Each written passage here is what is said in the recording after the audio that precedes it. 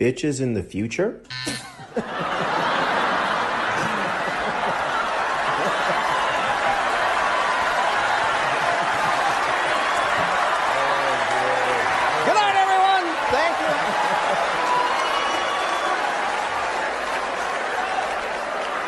This is Wheel of Fortune, Joe! Bitcoin is the future. Yeah, that's it.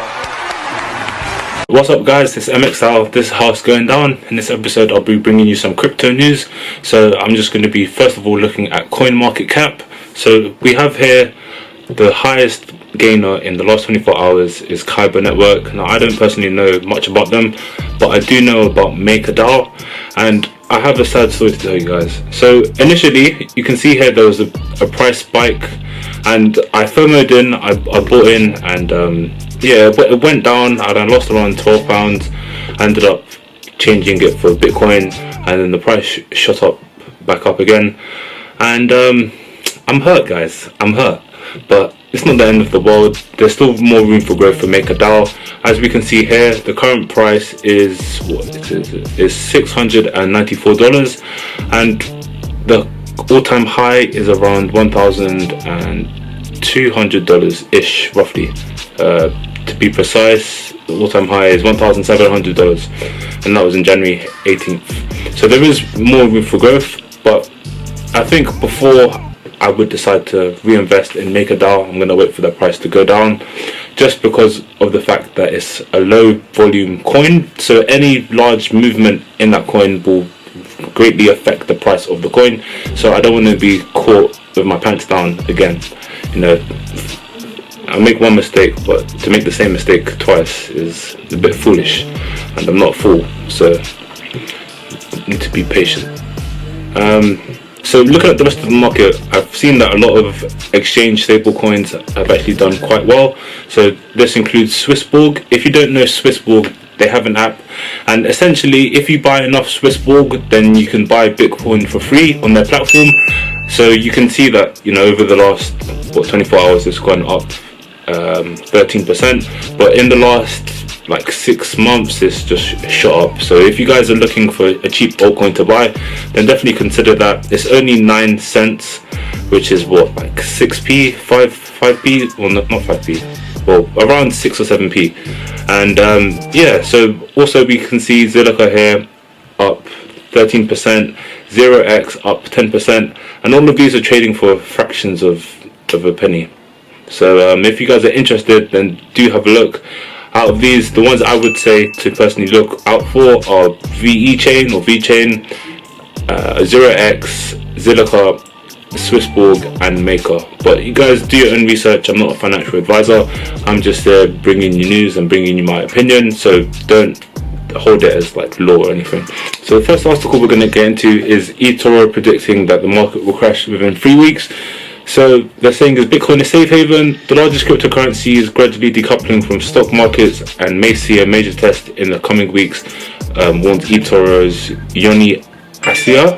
The CEO of major trading platform has warned that a new stock market crash will come in less than a month, and investors should pay attention now. In a series of tweets on June 11th, Yoni Asia, CEO of eToro, forecast a crash coming in the next 3 weeks. I have been saying this, guys, as well as a number of other YouTubers, so you know, bear that in mind. Don't overexpose yourself in any of your positions. Asia on the stock market, buyers beware. Arguing in recent stock growth was speculative in nature, Asia said that a correction was now due. There is a crash coming soon in the equities market within the next 3 weeks. Someone, not sure who, is going to sell or short the position and crash the markets, he wrote.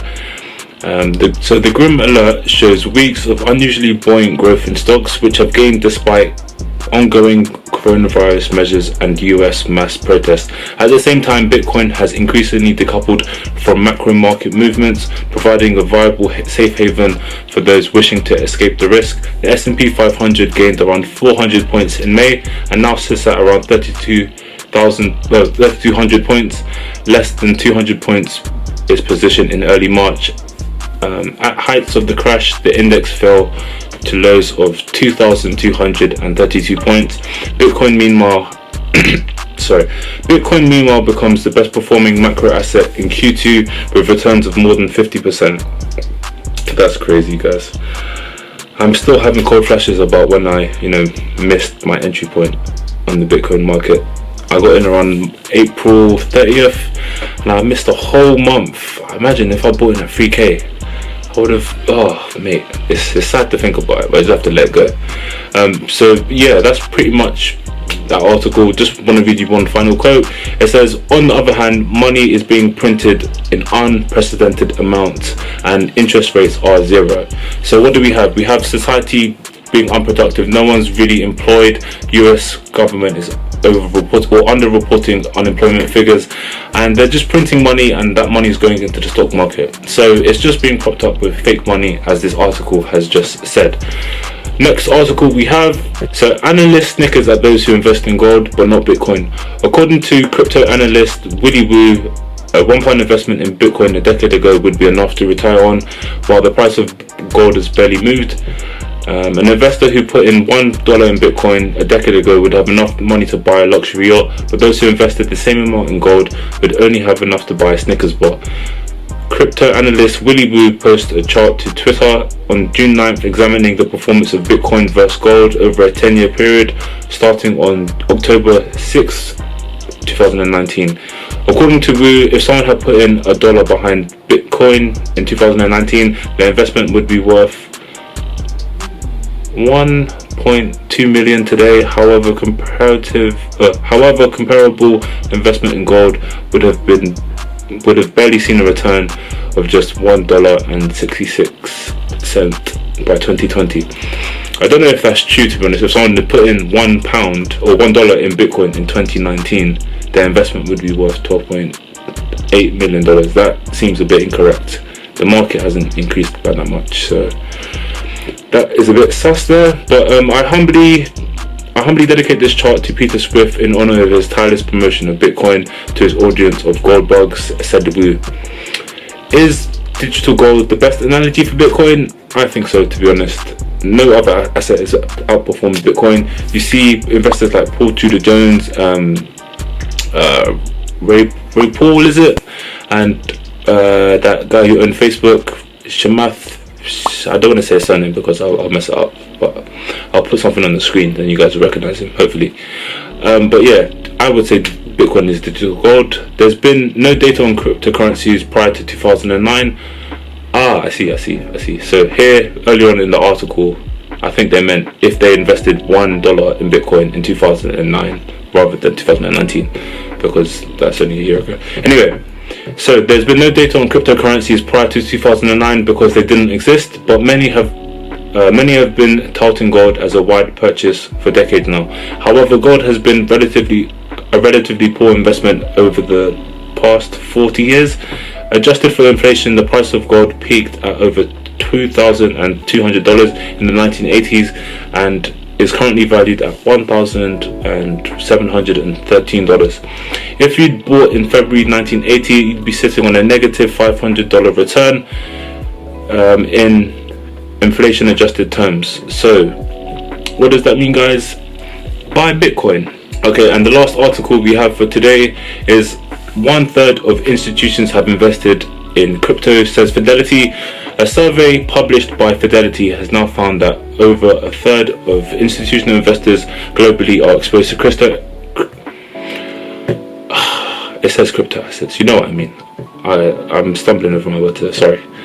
A Fidelity survey of 774 institutional investors found that more than 1/3 of firms worldwide have invested in digital assets or derivatives, while 36% of institutions own crypto globally. Multinational financial services company Fidelity found that only 27% of the 441 US institutions surveyed are exposed to crypto.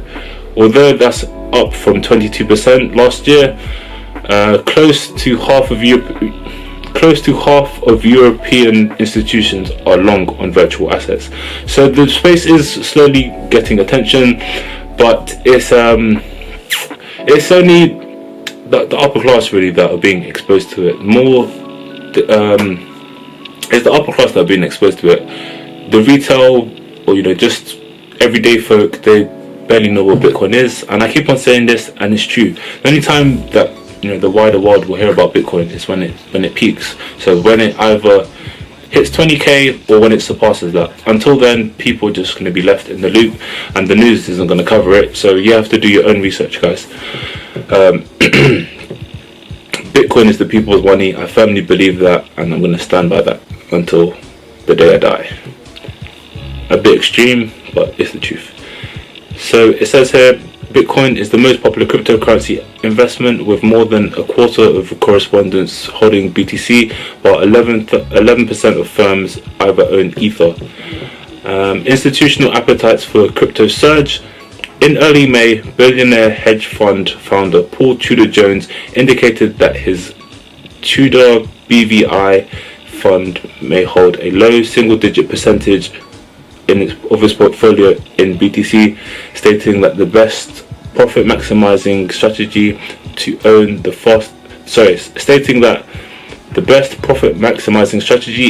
fastest horse. If I'm forced to forecast, my bet is it will be Bitcoin.